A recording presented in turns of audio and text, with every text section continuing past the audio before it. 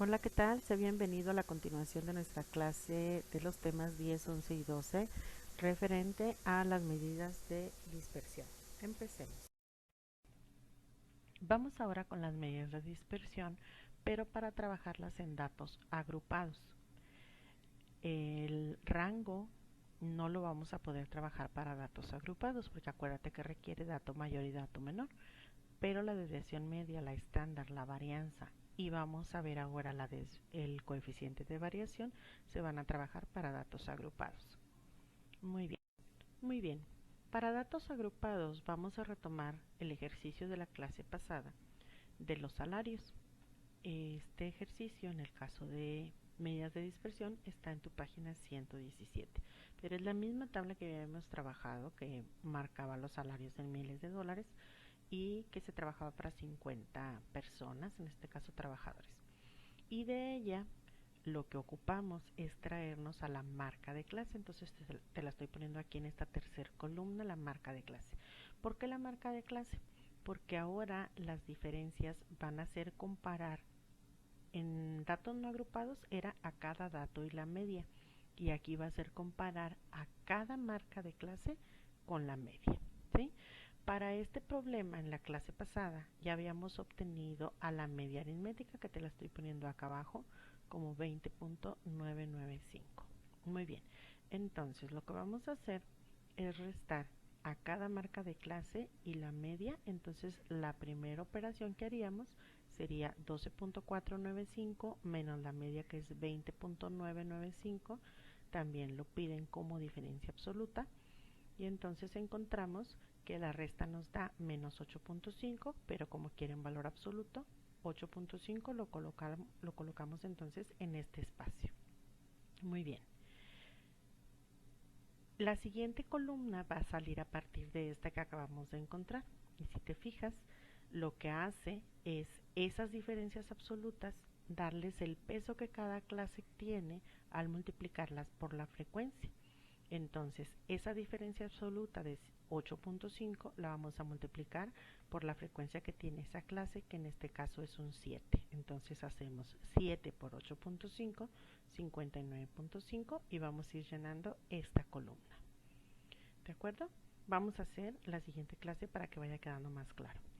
En la siguiente clase, la marca de clase es 17.495, entonces hacemos la diferencia entre esa marca de clase y la media. 17.495 menos 20.995 nos daría menos 3.5, y como quieren el valor absoluto, lo reportamos como positivo 3.5. Entonces, esa diferencia absoluta la vamos a multiplicar por la frecuencia de esa clase, que en este caso era un 15, y hacemos 15 por 3.5 y reportamos entonces 52.5 en esta columna. Muy bien, por favor detén esta reproducción para que hagas las operaciones del resto de los espacios de estas dos columnas. Si te fijas, antes de que pases a hacer las operaciones, la primera columna taché el espacio donde irían los totales, que no se totaliza. La que necesitamos su total es la que va multiplicada por las frecuencias. Muy bien, aquí ya te la completé. Espero que hayas hecho las operaciones, revísalas por favor, y entonces tenemos que la sumatoria de las diferencias absolutas de la marca de clase y la media multiplicadas por las frecuencias nos está dando 224. Muy bien, vamos a ver cómo se hacen entonces las siguientes columnas. La siguiente columna, que era las diferencias elevadas al cuadrado, va a salir de elevar al cuadrado la columna de las diferencias absolutas, que en este caso era 8.5. Si 8.5 lo elevamos al cuadrado, estaríamos reportando un 72.25 en este espacio. Luego, esa diferencia al cuadrado le vamos a dar su peso que tiene en esa clase, multiplicándolo por el 7. Y entonces 7 por 72.25 nos da 505.75, que reportaríamos en este espacio. Hacemos lo mismo para la segunda clase, en donde la diferencia era 3.5. 3.5 lo elevamos al cuadrado y nos estaría dando 12.25, que vamos a poner en este espacio. Ese 12.25 le damos el peso que la clase tiene multiplicando por la frecuencia, que en este caso es un 15, y hacemos 15 por 12.25 y nos da 183.75 y con eso rellenamos en este espacio. Por favor, haz las operaciones antes de que pases a la siguiente diapositiva. Muy bien, aquí ya te la completé. Y si te fijas, la columna de las diferencias al cuadrado no lleva totales, porque la que va totalizada es la que lleva el peso de cada clase al multiplicarse por la frecuencia, que es frecuencia por el cuadrado de las diferencias. Y ahí nos está dando 1412.5, que espero hayas confirmado con tus operaciones. Muy bien, voy a retomar entonces la fórmula. Por ejemplo, la de desviación media, si te fijas, es muy parecida a la que usamos con datos no agrupados. Lo único que tiene de distinto es que esas diferencias absolutas van multiplicadas por la frecuencia. Entonces lo que vamos a hacer es tomar el 224 que está al final y lo vamos a dividir entre 50. Por aquí te estoy poniendo también las fórmulas de varianza y desviación estándar, que si te fijas son muy parecidas a las de datos no agrupados, y también lo único que tienen de distinto es que llevan esa multiplicación por la frecuencia. ¿Okay? Entonces, en el caso de la desviación media, tomaríamos entonces este 224, que es lo que da la sumatoria, y lo vamos a dividir entre la cantidad de datos, que en este caso son los datos totales que tiene la tabla, que son 50. Entonces hacemos 224 entre 50 y nos está dando una desviación media de 4.48. Por favor, confirma las operaciones. Muy bien. En el caso de la varianza, la fórmula ya te platicaba que era muy parecida, solamente lleva esa multiplicación por la frecuencia y estaríamos tomando entonces el total que tenemos en la última columna, que es 1412.5, y lo vamos a dividir entre la cantidad de datos totales que tiene la tabla, que en este caso son 50. Entonces nos va a quedar una varianza de 28.25. Y por último, en el caso de la desviación estándar, tomaríamos a la varianza que ya tenemos. La fórmula te decía que era muy similar, lo único que vamos a hacer es sacarle raíz cuadrada a la varianza y entonces aplicamos raíz cuadrada a 28.25 y registramos entonces que la desviación estándar para esta muestra es de 5.315. Muy bien, aquí quiero hacer un paréntesis por el hecho de que estás trabajando en tus proyectos, que en el punto número 6, que es donde vas a hacer el cálculo de indicadores estadísticos, pues solamente habías podido avanzar a los de tendencia central, que es media, mediana y moda. Y en el punto 6 ibas a volver a poner la tabla, pero quiero que notes aquí que vas a necesitar agregar 4 columnas más de las que tenías antes, ¿sí? Que son estas últimas 4 que estamos trabajando. Ten mucho cuidado, por favor. Un error muy común es que me ponen en la última columna el cuadrado de la antepenúltima columna, que dice valor absoluto de la marca de clase menos la media por la F. Creen que es el cuadrado de esa columna y no es así. Es el cuadrado de las diferencias, pero multiplicado por la frecuencia, ¿sí? Entonces revisa muy bien esos datos. Otra cosa que te quiero comentar es que un filtro que tú puedes poner aquí para saber que estás haciendo bien las cosas es que, como estamos comparando a la marca de clase y a la media, y ya platicamos antes que la media es una medida de tendencia central y tiende, como su nombre dice, a ubicarse en el centro, las diferencias cada vez van a ser menores conforme nos vamos acercando a la clase central y luego vuelven a hacerse más grandes conforme nos alejamos de ella. Entonces ese es otro filtro lógico que tú puedes poner aquí para saber que estás haciendo bien las operaciones. Sé muy cuidadoso, porque ya te diste cuenta que al cometer un error en alguna operación, en alguna de las clases, pues ese error repercute en las siguientes columnas y por lo tanto va a repercutir en los totales y nos va a poder salir mal alguna de las operaciones. Muy bien.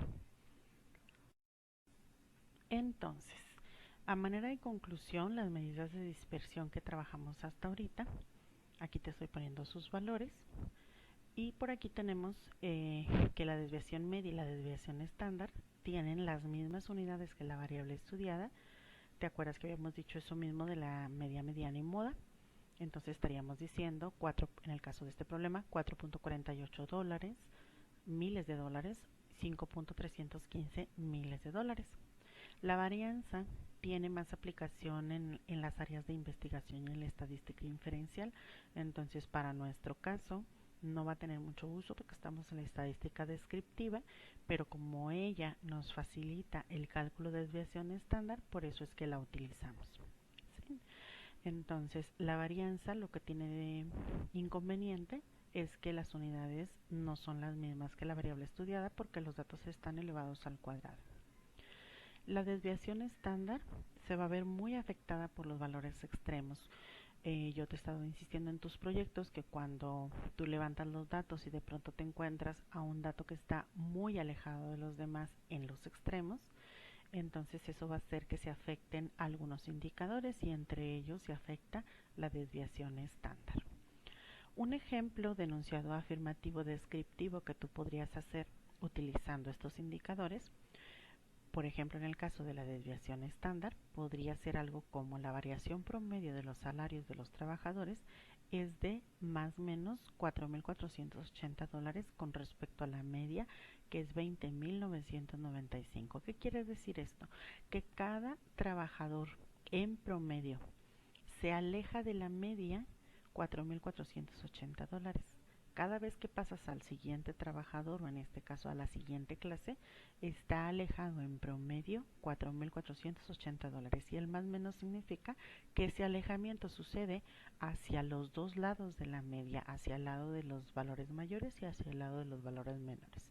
Entonces, un enunciado que tú puedes usar para describir utilizando este indicador podría ser algo como este ejemplo que te estoy poniendo aquí. Muy bien, en el caso de la desviación estándar se dice que en una distribución simétrica o que esté ligeramente simétrica o sesgada, a más menos 3 desviaciones estándar se van a ubicar el 99.7% de los datos de esa muestra o población. Ya habíamos hablado de lo que era una distribución simétrica. Teníamos que si la muestra era simétrica, media, mediana y moda se iban a ubicar hacia el centro y los demás datos iban a caer parejitos hacia los lados haciendo esta forma en la curva de frecuencias. A esto se le conoce como campana de Gauss y nos indica una distribución normal. Entonces, aquí podemos ver que nos ilustra que del centro hacia los lados más menos una desviación estándar tendríamos al 68% de la población, a más menos dos desviaciones estándar tendríamos al 95% de la población y a más menos tres desviaciones estándar cubriríamos a casi toda la población, abarcando el 99.7%. Entonces, si yo quiero utilizar este indicador para darle una interpretación y que me ayude a hacer un enunciado descriptivo, voy a utilizar, por ejemplo, el caso de dos desviaciones estándar. Entonces lo que hago es multiplicar 2 por la desviación estándar, que es 5.315, y me da 10.63. Entonces tomo de referencia la media aritmética y me regreso 2 unidades de desviación estándar, llegaría a 10.365, o a partir de la media avanzo 2 unidades de desviaciones estándar y llegaría a 31.625. Entonces estamos diciendo que estos trabajadores entre $10.365 y $31.625 estaría comprendido el 95% de los trabajadores para esta población o muestra. Bien, vamos con el coeficiente de variación. El coeficiente de variación o coeficiente de variabilidad lo que va a hacer es comparar a la desviación estándar y a la media aritmética como una relación entre ellos.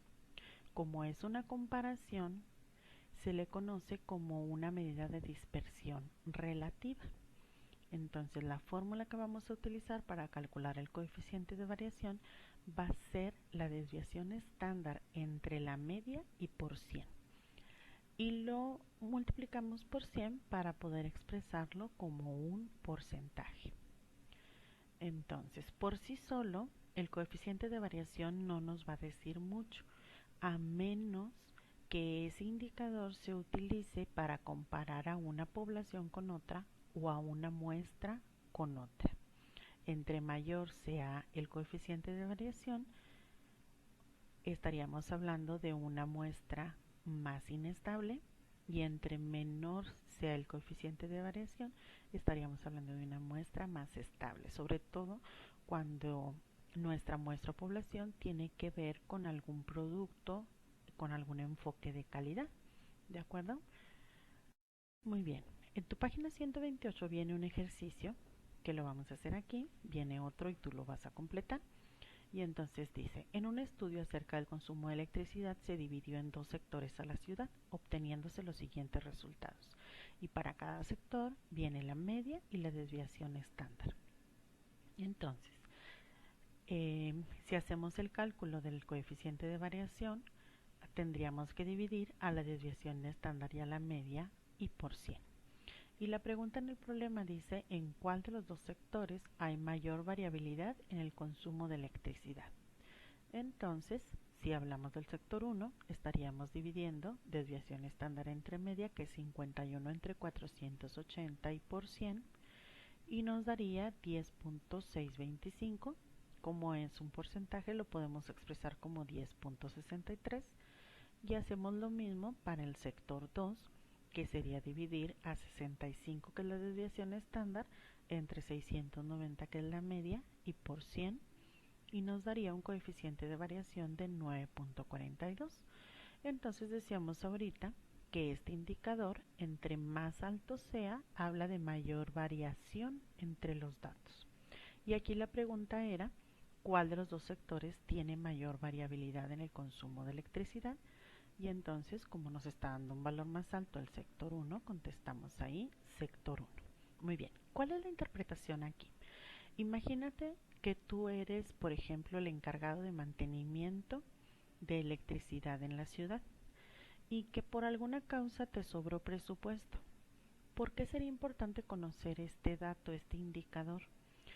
Si tú estuvieras en la libertad de decidir qué sector de la ciudad atender, sería más importante atender el sector 1 porque es donde los datos se comportan con más cambios. Solo estoy suponiendo porque no soy experta en electricidad, pero eso tal vez quiere decir que las líneas eléctricas o ya están muy viejas o están muy dañadas y hacen que el consumo, los datos que se levantan, que se registran sobre el consumo, haya más inestabilidad, es decir, todo el sector en promedio, o sea, todas las instalaciones, todas las casas de ese sector dieron en promedio 480 kilowatts hora y esa muestra dio una desviación estándar de 51. En cambio, en otro sector, si te fijas, la media es más elevada y la desviación estándar también, pero la relación entre esos dos indicadores está dando una menor variabilidad en el sector 2 que en el sector 1. Entonces, si estamos hablando de una cuestión de enfoque de calidad, entre más alta sea la variación, estamos hablando de más inestabilidad, y entre menor sea este valor, estaríamos hablando de mejor calidad. ¿Sí? Entonces, si yo soy el encargado de mantenimiento, me conviene designar presupuesto a atender el sector 1 porque tiene mayor variabilidad de una casa a otra, de una instalación a otra. ¿De acuerdo? Muy bien. En el caso de nuestro ejercicio que hemos estado resolviendo, vuelvo a poner aquí los datos que ya calculamos y estábamos hablando de una media de 20.995 y una desviación estándar de 5.315. Hacemos el cálculo del coeficiente de variación, que es dividir a la desviación estándar entre la media y multiplicarlo por 100 y nos queda 0.25315, que por 100 lo reportamos entonces como 25.32%. Si te fijas, este es un coeficiente de variación bastante alto, pero como no tengo otra muestra, otra población de trabajadores en igualdad de condiciones, con igualdad de características que yo pueda comparar con esta muestra o población, pues así solito este coeficiente de variación solo me dice qué tanto cambio hay en esa muestra, pero no me podría permitir comparar con otra porque no tengo otra muestra de las mismas características disponible para hacer una comparación. ¿De acuerdo? Y bueno, ya por último la tarea, vas a retomar el mismo ejercicio que ya trabajaste de las 120 calificaciones del examen de inglés de algunos estudiantes, de 120 estudiantes, y para ese ejercicio ya habíamos trabajado en tendencia central y sabes que la media aritmética da 74. Te estoy agregando además la columna de marcas de clase y entonces en tu cuaderno vas a trabajar esta tabla agregando las columnas que sea necesario para que puedas encontrar a partir de ahí la desviación media, la varianza, la desviación típica y el coeficiente de variación. Bien, pues eso sería todo. Estamos en contacto para cualquier duda. Hasta luego.